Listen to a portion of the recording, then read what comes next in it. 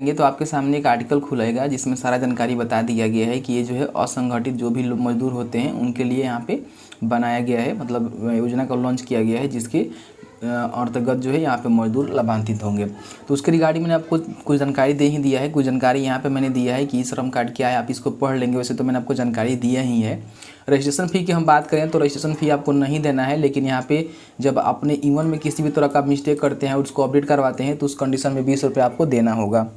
इसके लिए eligibility criteria देख सकते हैं कि भारत का निवासी होना जरूरी है। अगर आप यहाँ पे इनकम टैक्स भरते हैं तो आप जो है इसके लिए रजिस्ट्रेशन नहीं कर सकते हैं। अगर आप ईपीएफ और ईएसआईसी के सदस्य हैं तो आप इसमें रजिस्ट्रेशन नहीं कर सकते हैं। और आपका जो उम्र है 16 से लेकर देख सकते हैं कि 59 साल के बीच में होना चाहिए।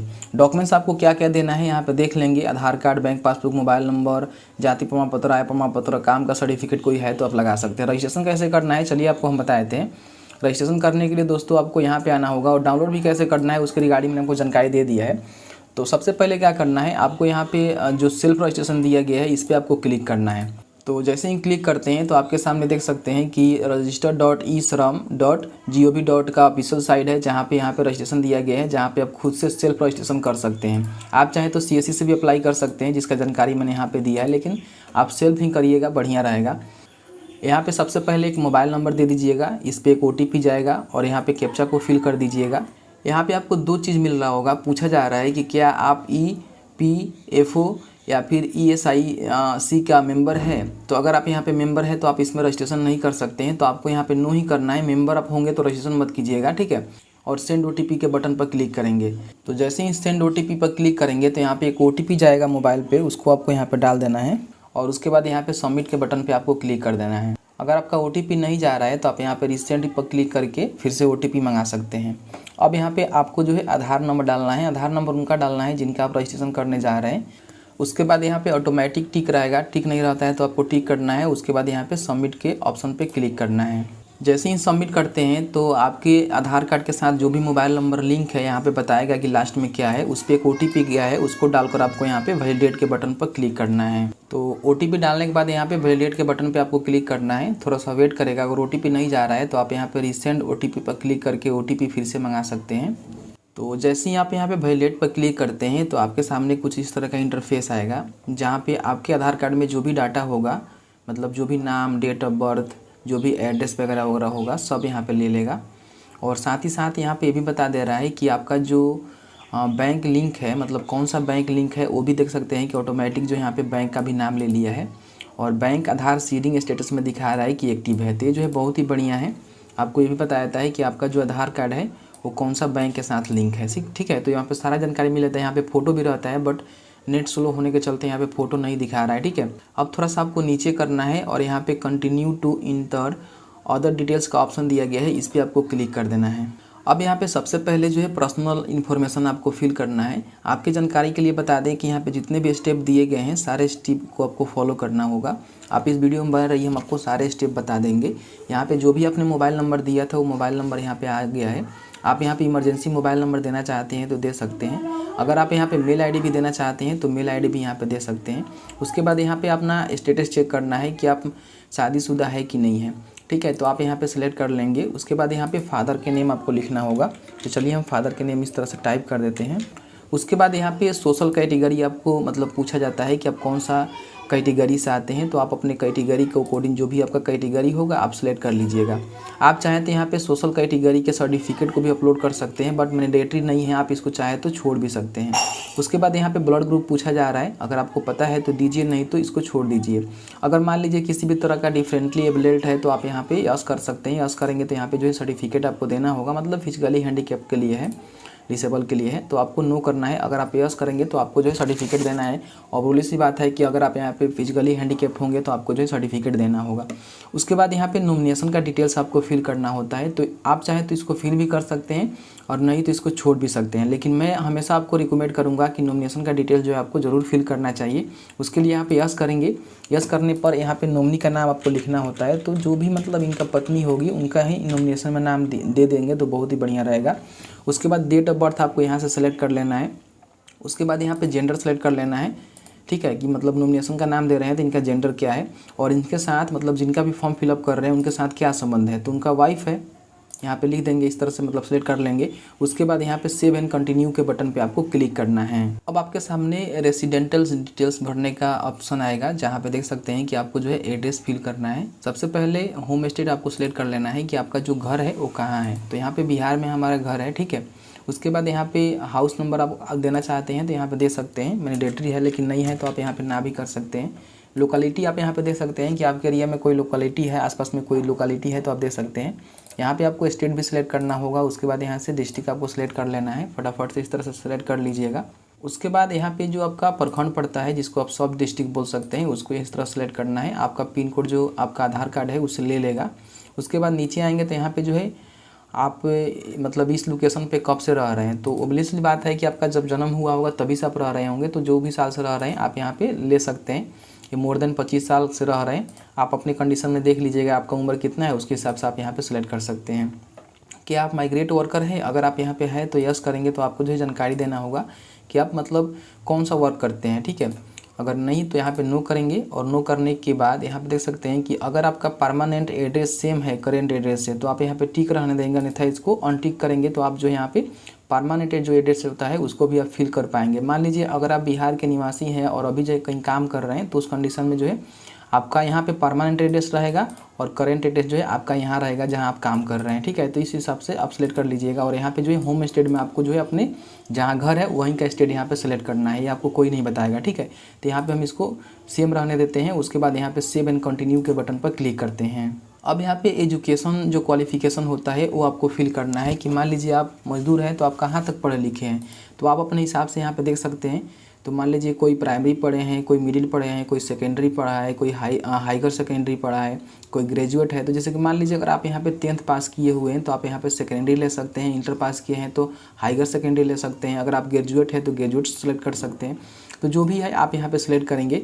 और यहाँ पे आप चाहें तो एजुकेशन जो सर्टिफिकेट होता है उसको आप यहाँ से चूज फाइल पे करके अपलोड भी कर सकते हैं, बट ये मैंडेटरी नहीं है, आप इसको छोड़ भी सकते हैं। उसके बाद यहाँ पे आपका मंथली जो इनकम स्लैब है वो कितना है, तो आप यहाँ पे देख सकते हैं कि मंथली आप कितना कमा लेते हैं, तो आप अपने हिसाब से यहाँ से सेलेक्ट कर लेंगे। उसके बाद यहाँ पे जो है इनकम सर्टिफिकेट भी आप देना चाहते हैं तो दे सकते हैं, बट मैंडेटरी नहीं है, आप इसको छोड़ भी सकते हैं, ठीक है। उसके बाद यहाँ पे सेव एंड कंटिन्यू के बटन पे आपको क्लिक करना है। अब यहाँ पे ऑक्यूपेशन एंड स्किल का जो डिटेल्स है आपको फिल करना है, जैसे कि आपका जो प्राइमरी ऑक्यूपेशन है वो क्या है, या फिर आप यहाँ से सर्च भी कर सकते हैं। सबसे बढ़िया रहेगा कि आप जो भी काम करते हैं ना उसके रिगार्डिंग यहाँ पे एक लिस्ट दिया गया है, तो आपको क्या करना है, यहाँ पे क्लिक करना है। जैसे ही क्लिक करेंगे ना तो यहाँ पे NCO कोड दिया गया होगा, जिसके रिगार्डिंग आप अपने काम की रिगार्डिंग जो यहाँ पे कोड को ढूंढ सकते हैं और उसको बड़ी आसानी से डाल सकते हैं। यहाँ पे ऑक्यूपेशन पूछा जा रहा है, ठीक है, तो इस तरह से आप यहाँ पे डाल देंगे। उसके बाद यहाँ पे working experience in primary occupation आपको मतलब डाल देना है कि आपके पास जो है कितना एक्सपीरियंस है, जो भी आप यहाँ पे काम करते हैं उसके रिगार्डिंग आपके पास कितना एक्सपीरियंस है। तो आप साल में लिखेंगे कि मेरे पास 5 साल 10 साल जितना भी साल का आपका मतलब एक्सपीरियंस है आप यहाँ पे लिख देंगे। उसके बाद जो सेकेंडरी ऑक्यूपेशन होता है आप यहाँ पे डाल सकते हैं, बट मैंडेटरी नहीं है, आप इसको छोड़ भी सकते हैं। अगर आपके पास कोई ऑक्यूपेशन सर्टिफिकेट है तो उसको भी आप यहाँ पे अपलोड कर सकते हैं, बट ये भी मैंडेटरी नहीं है, इसको आप छोड़ सकते हैं। अब यहाँ पे जो है आपसे 2 ऑप्शन पूछ रहा है कि receive formal vocational technical training, क्या आप वोकेशनल और टेक्निकल ट्रेनिंग रिसीव करना चाहते हैं या फिर आप रिसीव नहीं करना चाहते हैं, तो आप यहाँ पे दोनों में कोई भी आप सिलेक्ट कर सकते हैं आप अपने हिसाब से। चलिए हम यहाँ पे छोड़ देते हैं इसको। उसके बाद यहाँ पे हम अदर सेलेक्ट कर लेंगे। आप चाहें तो सेल्फ लर्निंग भी कर सकते हैं, लर्निंग ऑन द जॉब कर सकते हैं, जॉब के साथ हम सीखना चाहते हैं तो ये भी सही रहेगा।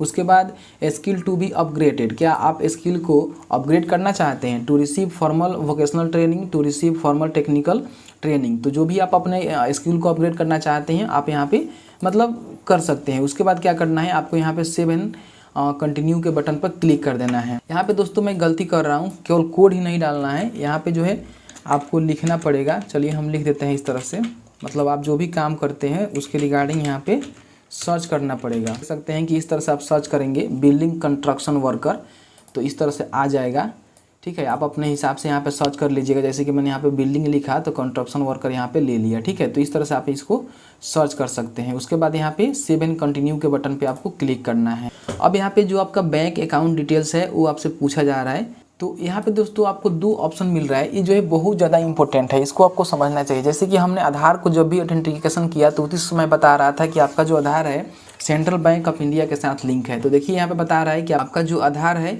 वो सेंट्रल बैंक ऑफ इंडिया के साथ लिंक है, तो क्या आप इसी पे फॉर्म को फिल करना चाहते हैं या फिर अदर कोई बैंक आप देना चाहते हैं, तो आप अपने हिसाब से दे सकते हैं। सबसे बढ़िया रहेगा कि इसी को रहने दीजिएगा, जो भी आपके आधार के साथ लिंक है उसको यहाँ पे सेव एंड कंटिन्यू कर दीजिएगा। तो क्या होगा कि इसी में जो पैसे वैसे होंगे, जो भी योजना का पैसे जाएंगे इसी में जाएंगे और जाने में कोई दिक्कत भी नहीं होगा। लेकिन अब चाहते हैं कि नहीं, हम इस अकाउंट को नहीं देना चाहते हैं, हम दूसरा कोई अकाउंट देना चाहते हैं, तो आपको यहाँ पे यस करना होगा। यस करेंगे तो यहाँ पे अकाउंट नंबर, उसी अकाउंट नंबर को कंफर्म करके डालना है, अकाउंट होल्डर का नाम डालना है, यहाँ पे IFSC कोड डालना है। चलिए हम फटाफट फिल कर लेते हैं। यहाँ पे अपना IFSC कोड डालना है और सर्च के बटन पर क्लिक करना है। जैसे ही सर्च करेंगे तो आपका जो बैंक का नेम है ऑटोमेटिक ले लेगा और आपका जो ब्रांच नेम है वो भी ऑटोमेटिक यहाँ पे ले लेगा। उसके बाद यहाँ पे क्या करना है, सेव एंड कंटिन्यू के बटन पे आपको क्लिक करना है। तो आपने जो भी जानकारी यहाँ पे फिल किया है उसके रिगार्डिंग संपूर्ण जानकारी यहाँ पे आ जाएगा, जिसको आपको एक बार देख कर वेरीफाई कर लेना है कि आपने जो जानकारी फिल किया है वो जानकारी सही है कि नहीं है। किसी भी तरह का मिस्टेक होने पर आप इसको सुधार सकते हैं, ठीक है। यहाँ पे देख सकते हैं कि हमने जो बैंक अकाउंट नंबर दिया है वो अलग यहाँ पे लिया है। अगर आप चाहें तो आधार से लिंक जो बैंक अकाउंट नंबर है उसको भी आप दे सकते थे। उसके बाद यहाँ पे कुछ डिक्लेरेशन दिया जाता है जिसको आपको पढ़ना चाहिए। कि देख सकते हैं कि यहाँ बताया गया है कि डिक्लेरेशन में कहा गया है कि अगर आप ESIC या फिर EPFO के मेंबर हैं तो आप इसके लिए अप्लाई नहीं कर सकते हैं। अगर आप यहाँ पे इनकम टैक्स पेयर है फिर भी अप्लाई नहीं कर सकते हैं, तो ये चीज़ को ध्यान दीजिएगा, ठीक है। तो यहाँ पे अब क्या करना है, आपको यहाँ पे जानकारी को मतलब देख लेना है और देखने के बाद किसी भी तरह का मिस्टेक है तो इस पर दिया गया है, इस पर आप क्लिक कर करके करेक्शन कर सकते हैं। उसके बाद यहाँ पे टिक करना है और टिक करने के बाद यहाँ पे सबमिट के बटन पर क्लिक करना है। अब फिर से आपके मोबाइल नंबर पे एक OTP गया है जिसको डालकर आपको वेरीफाई करना होगा और उसके बाद यहाँ पे आपको वेरीफाई करना है। और वेरीफाई करने के बाद यहाँ पे देख सकते हैं कि वेरीफाई हो चुका है। अब यहाँ पे आपको फाइनल सबमिट कर देना है। जैसे ही फाइनल सबमिट करते हैं तो आपके मोबाइल नंबर पे एक मैसेज सेंड कर दिया जाता है और साथ ही साथ यहाँ पे जो आपका UN कार्ड होता है वो आपको इस तरह से प्रोवाइड कर दिया जाता है, जैसे कि आप यहाँ पे देख सकते हैं, ठीक है। तो UN कार्ड में आप देख सकते हैं कि नाम रहता है, डेट ऑफ बर्थ रहता है, आप जेंडर रहता है और आपका देख सकते हैं कि यूनिवर्सल अकाउंट नंबर जो है इस तरह से, जिस तरह से आपका आधार कार्ड नंबर होता है उस तरह से यहाँ पे जारी कर दिया गया है। नीचे आएंगे तो यहाँ पे बता दिया गया है कि आप कौन सा ऑक्यूपेशन करते हैं, तो देख सकते हैं कि बिल्डिंग कंस्ट्रक्शन वर्कर हैं। एड्रेस भी यहाँ पे दिया गया है, कॉन्टैक्ट नंबर भी दिया गया है और यहाँ पे एक बार कोड दिया गया है जिसको कोई स्कैन कर सकता है। इसको डाउनलोड करना है तो यहाँ पे देख सकते हैं कि डाउनलोड UN कार्ड का ऑप्शन दिया गया है, इस पर आप क्लिक करेंगे कि इस तरह से आपका जो UN कार्ड है यहाँ पे डाउनलोड हो जाएगा, जिसको आप प्रिंट कर सकते हैं PVC कार्ड पे या फिर जनरल कार्ड पे, और किसी भी व्यक्ति को आप देना चाहते हैं तो दे सकते हैं। तो इस तरह से जो है आप यहाँ पे UN कार्ड बना सकते हैं। संपूर्ण जानकारी मैंने आपको दे दिया है। भविष्य में आप इसे कभी डाउनलोड करना चाहते हैं तो आप यहाँ पे लॉगिन करेंगे अपने मोबाइल नंबर से OTP के थ्रू, और लॉगिन करके जैसे कि हम यहाँ पे लॉन्ग आउट इसको कर देते हैं आपको बताने के लिए। यहाँ पे लॉन्ग आउट करेंगे तो यहाँ पे अब लॉगिन करने के लिए दोस्तों आपको क्या करना होगा, यहाँ पे जो है अपना मोबाइल नंबर देना होगा, जो भी मोबाइल नंबर से आप फॉर्म फिलअप किए हैं। तो चलिए यहाँ पे हम डाल देते हैं और उसके बाद आपको यहाँ पे नोन रहने देना है और सेंड OTP पर क्लिक करना है। अब यहाँ पे OTP गया है जिसको आपको डाल देना है फिर से, जैसे भविष्य में आप डाउनलोड करना चाहते हैं, डाउनलोड नहीं हुआ है तो आपका। और उसके बाद यहाँ पे सबमिट के बटन पे आपको क्लिक करना है और यहाँ पे आधार कार्ड नंबर डालेंगे और सबमिट करेंगे ना, तो आपका जो है यहाँ पे डैशबोर्ड खुल जाएगा जहाँ से आप अपने UN कार्ड्स को फिर दोबारा डाउनलोड कर सकते हैं।